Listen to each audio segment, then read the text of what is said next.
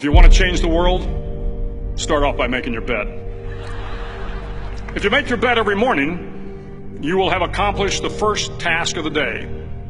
It will give you a small sense of pride, and it will encourage you to do another task, and another, and another. And by the end of the day, that one task completed will have turned into many tasks completed. Making your bed will also reinforce the fact that the little things in life matter. If you can't do the little things right, you'll never be able to do the big things right. And if by chance you have a miserable day, you will come home to a bed that is made, that you made. And a made bed gives you encouragement that tomorrow will be better. To pass SEAL training, there are a series of long swims that must be completed. One is the night swim. Before the swim, the instructors joyfully brief the students on all the species of sharks that inhabit the waters off San Clemente. They assure you, however, that no student has ever been eaten by a shark, at least not that they can remember. But you are also taught that if a shark begins to circle your position, stand your ground. Do not swim away. Do not act afraid. And if the shark, hungry for a midnight snack, darts towards you, then summons up all your strength and punch him in the snout, and he will turn and swim away.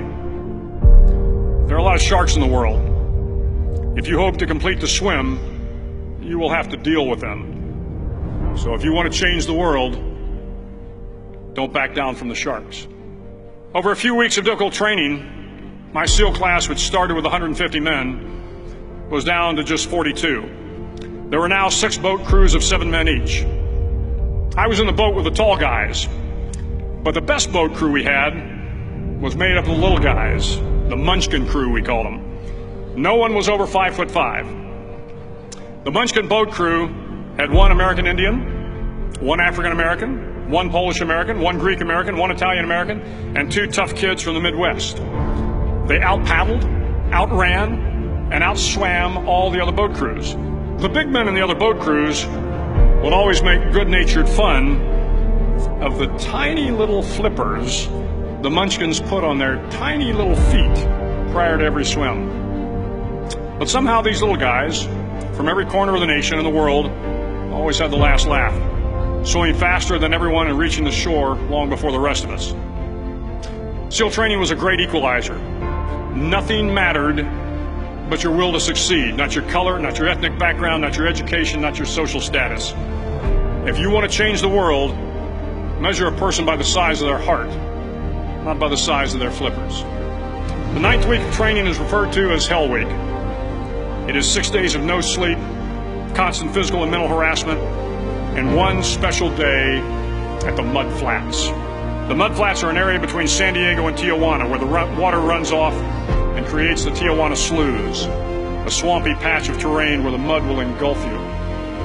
It is on Wednesday of Hell Week that you paddle down to the Mud Flats and spend the next 15 hours trying to survive this freezing cold, the howling wind, and the incessant pressure to quit from the instructors. As the sun began to set that Wednesday evening, my training class, having committed some egregious infraction to rules, was ordered into the mud. The mud consumed each man till there was nothing visible but our heads.